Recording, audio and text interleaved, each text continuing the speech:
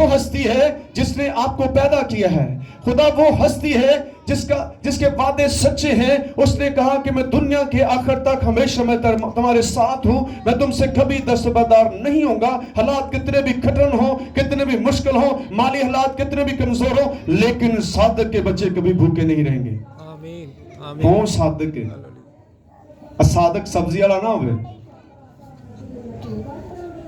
اس خدا کے بچے ہوں. بائبل کیا کہتی ہے؟ زبور کی کتاب میں کیا لکھا ہے؟ کلام کو یاد رکھیں. اگر آپ کلام کو یاد رکھیں گے تو یہ آپ کے کام آئے گا, اگر نہیں رکھیں گے تو پھر ٹھیڈے ٹھیڈے کھاندے رہو گے. دوجیاں گلاں بہت اسی یاد رکھنے, لیکن کلام اسی اتھوں سن کے گھر بھول جانا جا کے. ایسا نہ کریں, پھر آنسر ایسا ہی آئے گا کہ میں تم کو نہیں جانتا.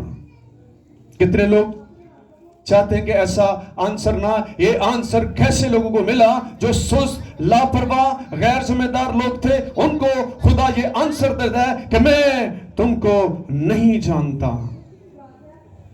کیونکہ انہوں نے خدا کی تعظیم نہیں کی, انہوں نے خدا کو پہلا درجہ نہیں دیا, انہوں نے خدا کے کلام کو اپنی زندگیوں میں آنے نہیں دیا. اس لیے جب کلام آپ کی زندگی سے نکل جاتا ہے تو آپ سب سے نکمے انسان بن جاتے ہیں.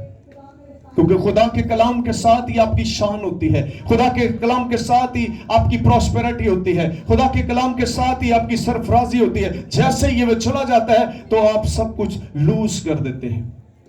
اس لیے ایک دن نہیں ہے, یہ کام ہمیں ہر روز کرتے رہنا ہے. آمین. ہر روز کرنا ہے, صرف سنڈے کے دن نہیں کرنا, بلکہ ہر روز یہ پریکٹس کرنی ہے. پریکٹس کرنی ہے اس بات کی. کس بات کی پریکٹس کرنی ہے؟ کہ میں یسوع مسیح کے آنے کا انتظار کر رہا ہوں, اس امید میں.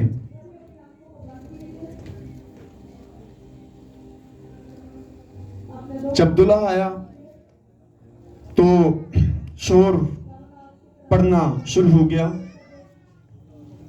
کیونکہ وہ دلہا آیا تھا. تن پتے باجے تپلے بھی باجتے نے.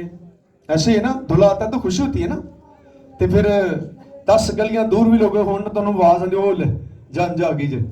ہاں ایسا ہوتا ہے نا, جان آ گئی جے. کسی نے پوچھنا نہیں پہنتا, وہ خوشی بتا رہی ہوتی ہے کہ دلہا آ گیا ہے. جب ان 5 سست کنواریوں کو پتا چلا کہ دلہا آ گیا ہے. کیا ہو گیا دلہا؟ کیا ان کو پہلے نہیں پتا تھا دلہا آ رہا ہے؟ کیا آج آپ کو نہیں پتا دلہا آ رہا ہے؟ کتنے لوگ جانتے ہیں دلہا آنے والا ہے؟ تو پھر ہمیں کیسے لوگ ہونا چاہیے؟ ہمیں ہر روز روح کے جوش سے بھرے رہنا چاہیے. جو اسپرچول لوگ ہوتے ہیں ان کے مقاصد بھی اسپرچول ہوتے ہیں. جو جسمانی لوگ ہوتے ہیں ان کے مقصد جسمانی ہوتے ہیں.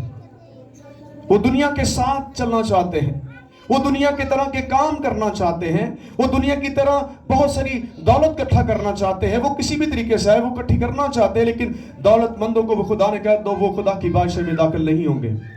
کیونکہ دولت سب سے بڑی آپ کے لیے ٹھوکر کا باعث بن جاتی ہے. کر کے دیکھ لیں, دولت سے پہلے آپ کی حالت کیسی ہوتی ہے. آپ بڑے حلیم ہوتے ہیں, فروتن ہوتے ہیں, دعا کرنے والے ہوتے ہیں, کلام پڑھنے والے ہوتے ہیں, اس پر عمل کرنے والے. جیسے ہی دولت آتی ہے پھر غرور بھی آ جاتا ہے.